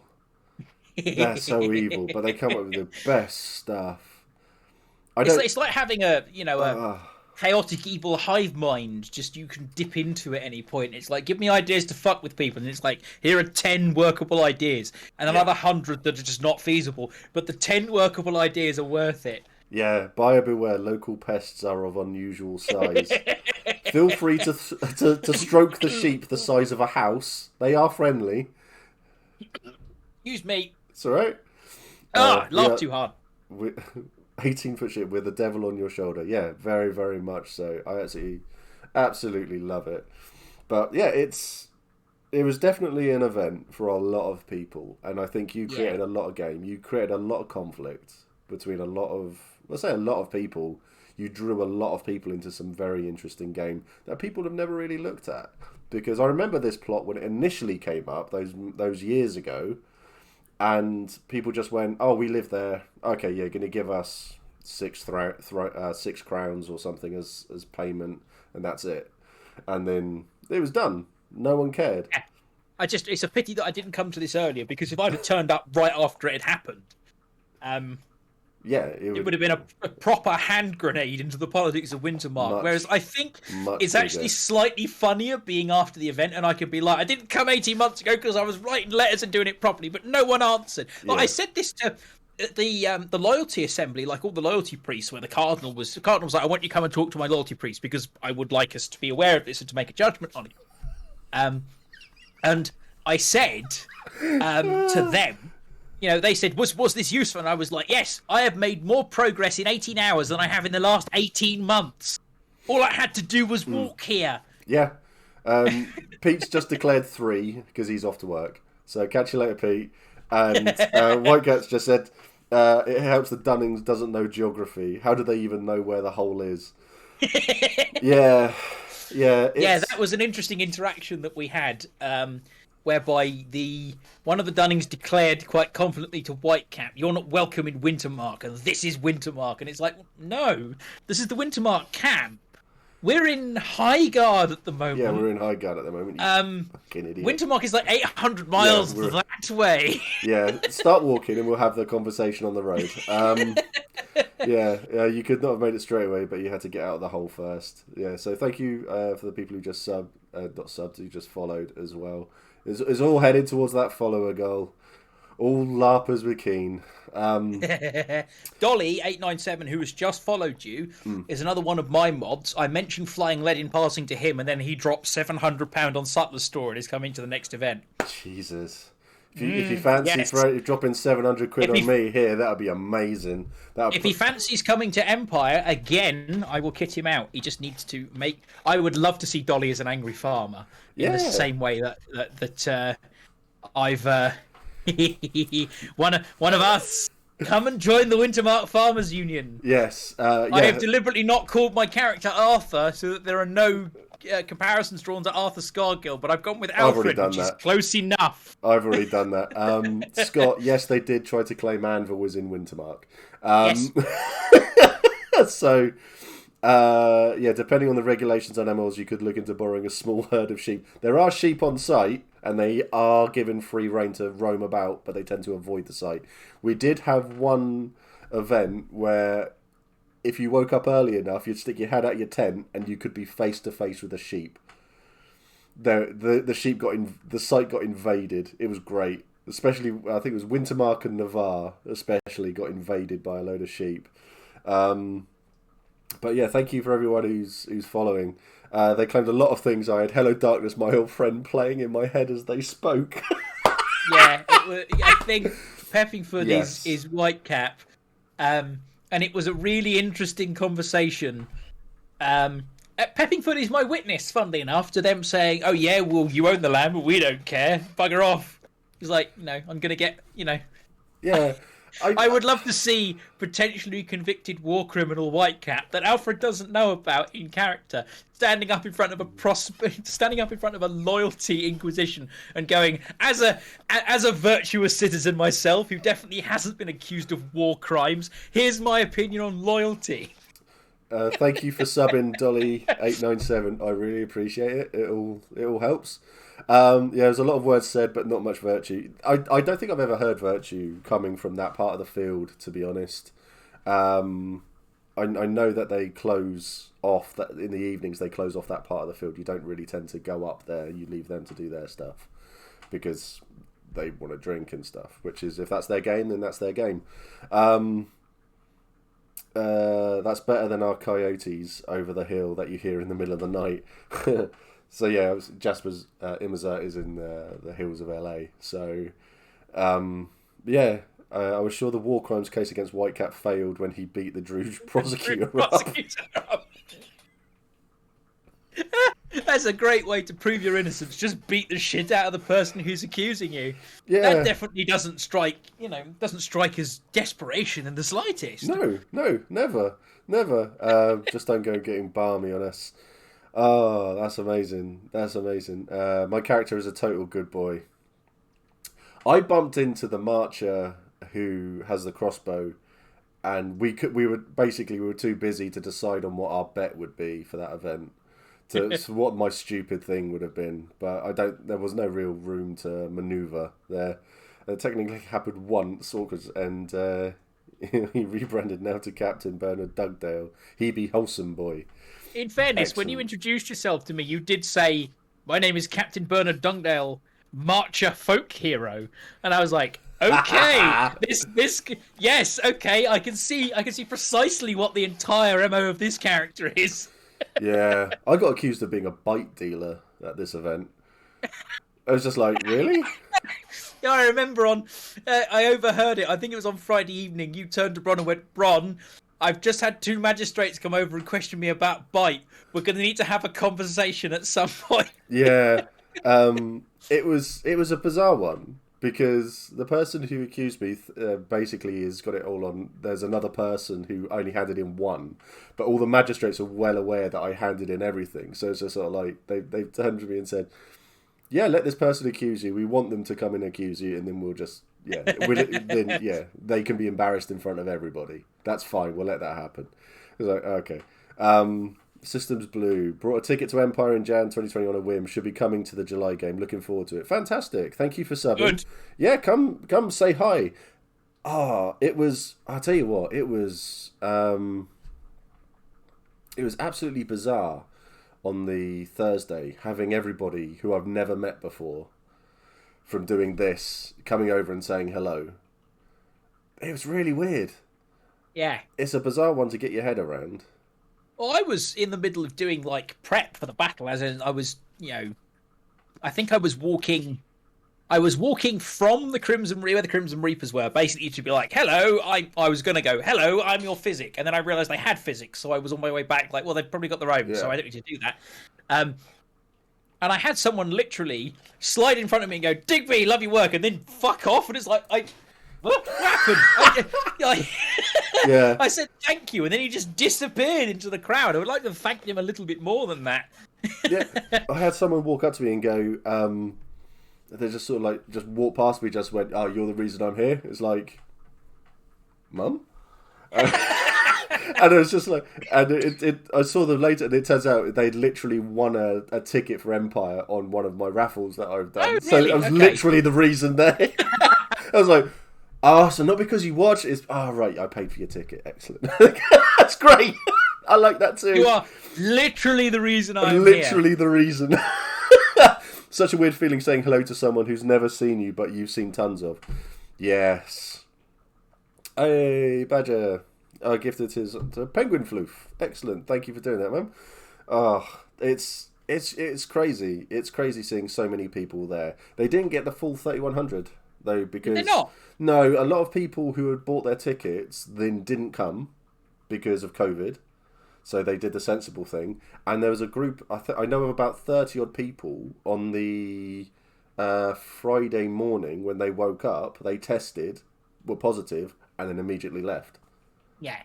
So that happened on Saturday as well, I'm sure. But people were being really, really sensible about the whole thing, which was great. Good. It's good. So, Russie as well, another one. Speaking of the Battle Butler, so Battle Butler's in chat. The Battle Butler was awesome. He fed me grapes. I was just it made it up for me. That was awesome.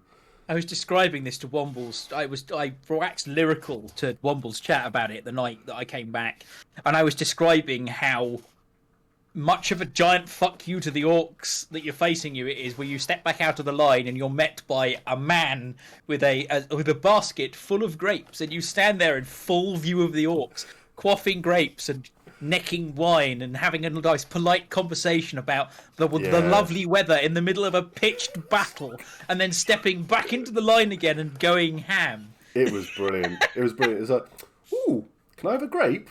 Just like, yep, there you go. Yeah, just drop it in a bit of water during, and that. It was fantastic. It was so good. The battle, but it's an experience for everybody. It really is. I think we've got the contract for next season as well. You do. So, even though I'm trying to get it donated to the Navarre because of stuff with the Seawolves and that, but yeah, the whole thing is. I mean, the Battle Butler is an amazing idea as a concept. It's something I'd heard about but never actually done, and then I was shocked when I was told, "Oh, we've got the Battle Butler," and I was like, "Excellent. Okay, this will be interesting." And it was an experience. It was definitely... I know a lot of people in the battle who saw us, especially when we were waiting to go through the Sentinel Gate. They was turning around and just like, what has just happened? And because they're just like, were you just like fed a grape? It's like, yes, I was. And they're like, what? And it's like, it's a thing. It's definitely a thing. It's like, can I have one? It's like, no, you can't. No, not at all. We've paid for the services of the Battle Butler. Grapes. Yeah, our grapes. Are they your grapes? No, not your grapes. I remember the chat prior to going through the Sentinel Gate with the Battle Butler, which is, introduce me to all of your people now. If anyone else turns up and asks, they will be told politely to fuck off. And it's like, yes, this is the service you have paid for. It was brilliant. I wish the battle was more open, and then we could have got more of it, because I would have hung around more. But I went off trying to, because the thing I said at the beginning was I want everyone to have fun, but for me, I couldn't lead a unit properly in that battle because there was no fun there for me. It was very static. Like talking to some of the other Autumn Coven through waiting for the massive line for the Prosperity Priest I chose to speak to. He's simultaneously a Prosperity Priest and the leader of an Autumn Coven, so was incredibly busy. So in the queue that he had, like a doctor's surgery that was snaking into his tent, I had a chat with another Winter Mage who said don't draw any conclusions on the way that battles at Empire work from this battle, because it's the easiest one I've seen in years. Yes, yeah, you need to fight in the donut. That was the pain. So the complete flip side of that is... I did that for the new player skirmish, and that was frightening. Yeah, they actually put you in the donut, didn't they? Yeah, that was bad. So the battles at Empire, for those who don't know, are essentially like 500-600 against 500-600. And one of our battles, the generals were so smart and clever that they decided to go in, form a circle, and let the enemy surround us. For military strategies, that's worked really well, all the way from the Romans at Cannae to Custer at Little Bighorn. Like, top tier battle strats right there. Massive, yeah, top tier. Absolutely incredible. Legendary stuff. My unit, for that donut, went off to the side because I was charging another unit, and then we saw the donut, and I remember us stood there chatting to the orcs, going, well, this is shit. It's like, are you gonna jump in and help them? It's like, no, because this is dumb. I'm Calavesi. I don't make dumb decisions. It's like, I'm not going to throw myself into death. It's like, that's a dumb decision. It's not very wise, is it? I'm not in Dawn. I'm not looking just for glory for glory's sake. I'm not Dornish. I don't look at the war rhino and go, let's walk into that face first, shall we? My only experience of Dawn as a player, I never interacted with any of them as Alfred, but as an orc, I was holding the breach. And Yeah. I have it on good authority because obviously Alfred wasn't there, but Alfred has it on good authority that the Imperials tried 13 times to take that breach, and 13 times were pushed back by the Orcs. Yes. I had a shouting match with someone in full clank, as in literally head to toe, full armor, huge shield, and there's me in my light orc garb, and I literally pointed to him from across the line and went, "Take your armor off and fight me like a proper warrior." Sort of, and he yelled something back that was something along the lines of, "I'll send you to meet your ancestor," which I yelled, "Bolt talk for a tin can!" Because it's like, yeah, come and get me if you want to fight me. There's like 15 orcs here. You're outnumbered, motherfucker. Come and get me. We had very different conversations with the enemy. We really do, because the people I'm around are going, "I'm gonna kill you, I'm gonna kill you," and stuff like that. I saw an orc and I said, "I'm gonna turn you into a handbag," at one of them. Another one, there was one of the thralls was stood there. If he's watching, you're amazing. He was there with his bow, and I was like, and he was just like, "I'm gonna kill you, I was gonna kill you," and I was like, "I really like your beard." So we started chatting, having a proper conversation, and then it was this guy. This was one Whitecat was talking to as well. He was trying to give him a note, hand him something, and someone from further down is like, "Oh, you don't fight with honor. You don't fight with honor." It's like, "We do." And let's give him a note. This is, "We fight with honor. I fight with honor. Always have." And then as the person went to reach out to take it, some winter marker from a little bit further down blindsided him, cleaved his arm, and I was just sort of like, yeah. So this is what it's just like. Yeah, there's no honor there, was there? Really? It's like, dumbass.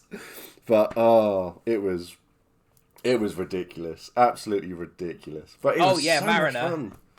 There are big monsters. I've not seen any on the field, but I have heard tale of big monsters. Yeah, War Rhino. It's about 7 to 8 foot tall. It has 10 people inside it, holding it up. It's got a rider with a 12-foot spear, and it walks in. And they have 3 of them in the battles,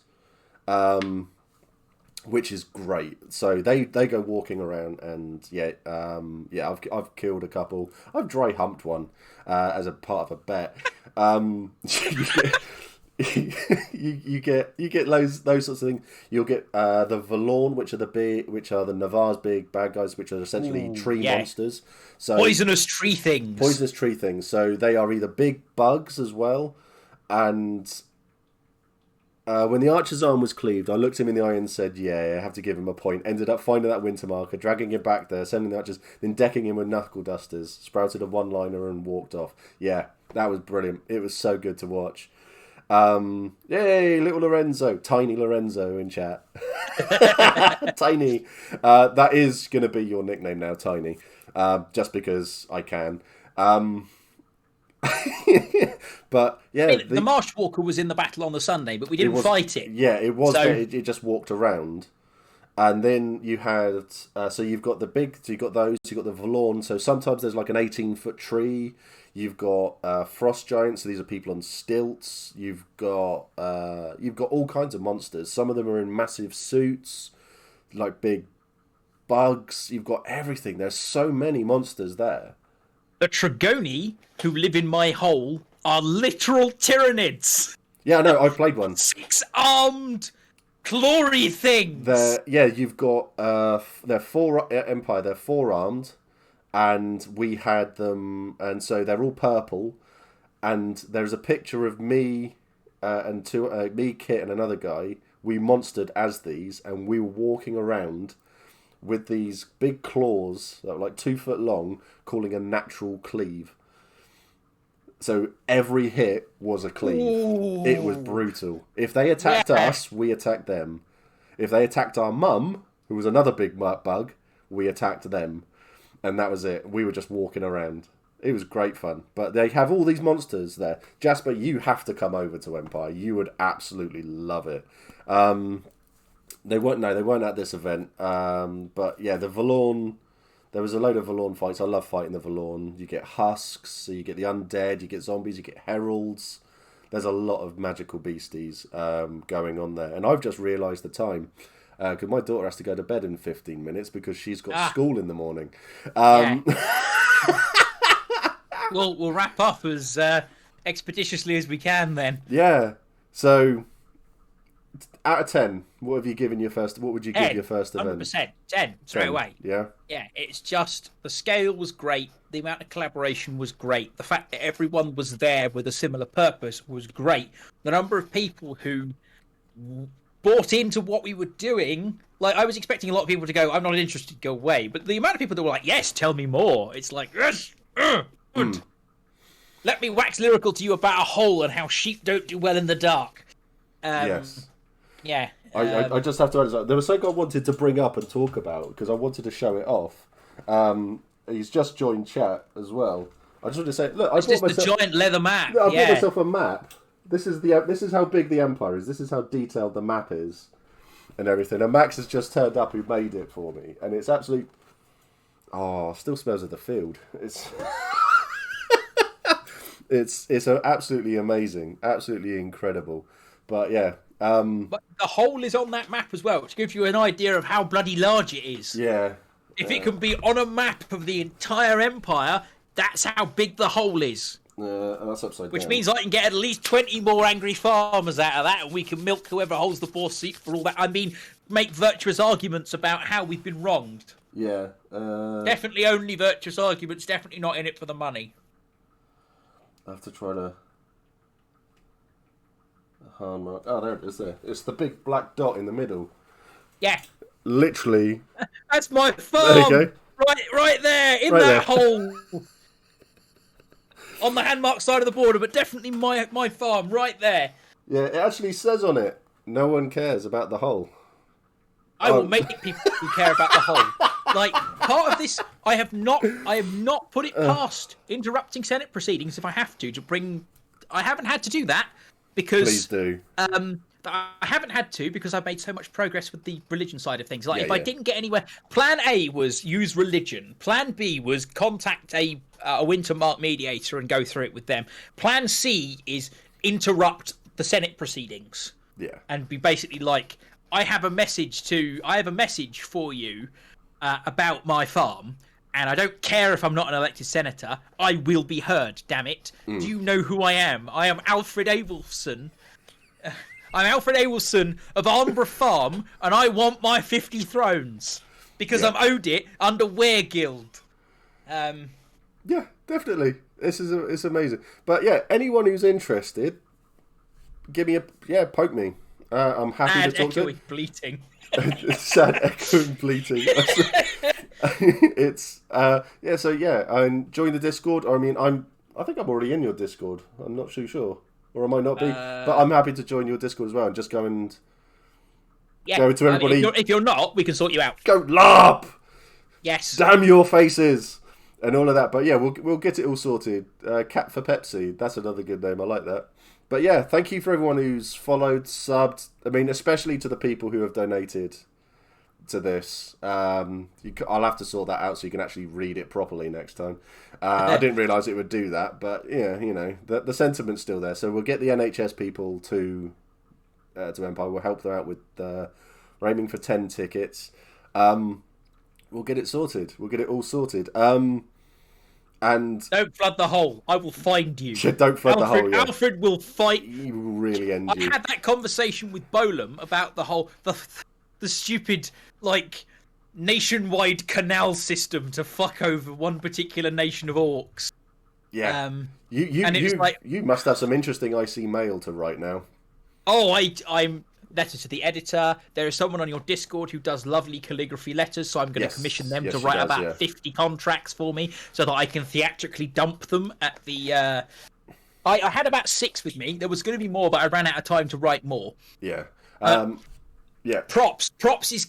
Tip for new players. Props. If you've got something like a farm that's down a hole and you want to demonstrate to someone how aggrieved you are, have prop contracts. Because the amount of people that look at that and go, okay, you're serious, right, I'm going to give you some time, it's just, great. Yeah. Helps. I will say, I am going to...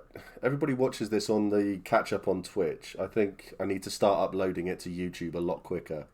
Because it would be great to start to get YouTube to pick up a little bit. But that's another thing altogether.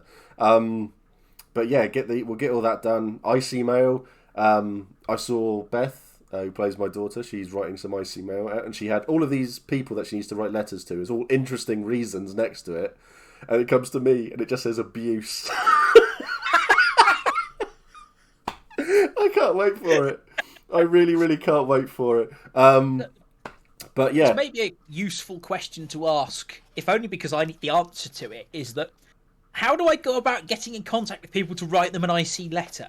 Is it literally just using the people network of Empire to go, yes. I need to talk to this person, can you put me in contact with them? Yeah, pretty much. Gotcha. That's pretty much it. So it's like Tiny wants to write a letter to me and to the rest of Hursthall.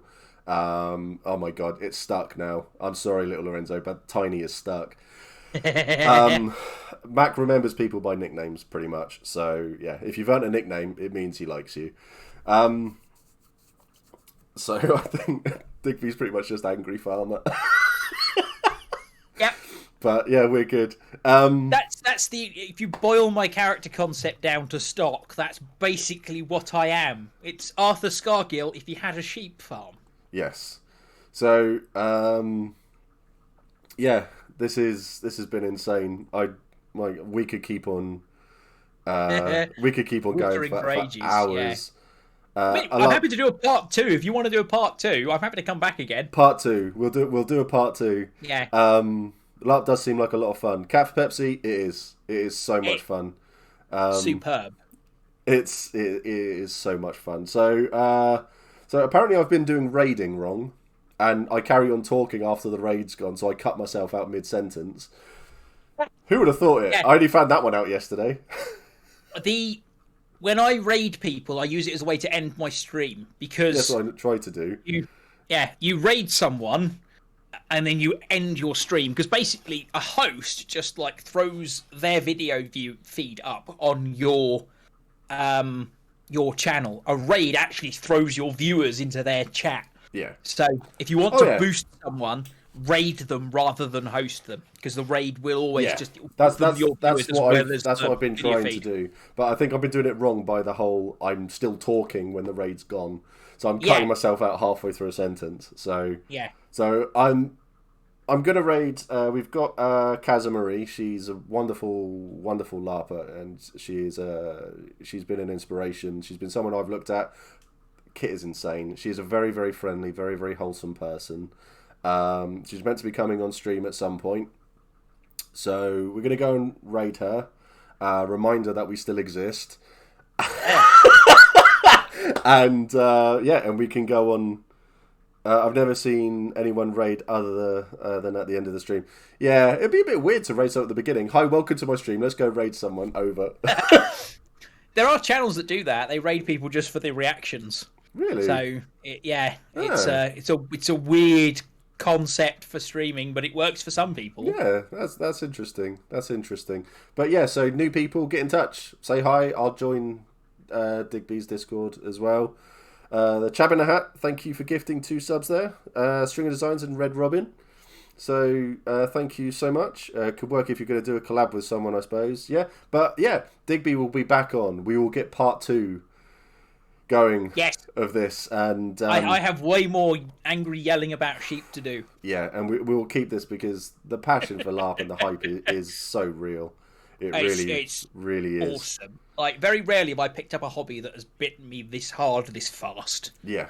And it's bitten me to the point whereby this hobby is Audrey for me. Like, it's just going, feed me in the corner, and it's like, okay, fine, I'll give you a little bit more time, a little bit more resources. Beginning to consume other hobbies now. But I'll be honest with you, if there's a hobby that I don't mind consuming other hobbies, it's this one, because the community is so welcoming. Everyone is always like, you're getting into it, awesome, let me help you. Yeah. I will lend you kit, come and do this with us.